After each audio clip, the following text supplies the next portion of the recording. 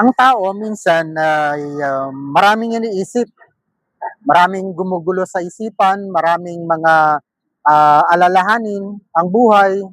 Minsan sa pag-iisip natin, para bang nahihirapan tayo. Minsan akala natin yung mga iniisip natin wala nang kalutasan. Pero ang totoo, meron na itong kalutasan. At mamaya, makikita natin kung ano ito. Katulad ng puno na ito, makikita natin napakaganda ng puno. Pero kung iisipin mo kung tao ito, paano kung walang nagdilig sa kanya? Paano kung walang nag-asikaso sa kanya? Walang nag-trim, walang nag-ayos? Sa tingin nyo, may problema kaya ang puno? O wala? Pwede natin sabihin, walang problema ang puno, walang buhay. Pero ang totoo, ang puno may buhay. Pakikita natin, lumalago ito, nagiging isang maganda, ang puno ay may buhay.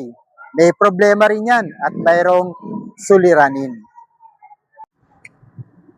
Lahat ng tao may pagsubok, lahat ng tao ay may problema, lahat ng tao ay may alalahanin. Kahit sabihin natin ng puno, may alalahanin. Mga halaman, may alalahanin. Ngunit tandaan natin, lahat ng ito ay mayroong Diyos na nag-aasikaso. Mayroong Diyos na siyang nagpapatubo ng halaman. Ganon din ang tao. Alalahanin natin. Nandiyan ang Diyos. Nakikita tayo. Alam ng Diyos kung ano ang problema ng tao at alam ng Diyos kung ano ang malulutas. Alam ng Diyos kung ano ang gagawin niya para malutas ang isang pagsubok o problema ng tao. Kailangan lang manatili sa Diyos. Manatili sa kabutihan ng Diyos. Cloud Sniper, please follow, like, and share. Shalom. God bless.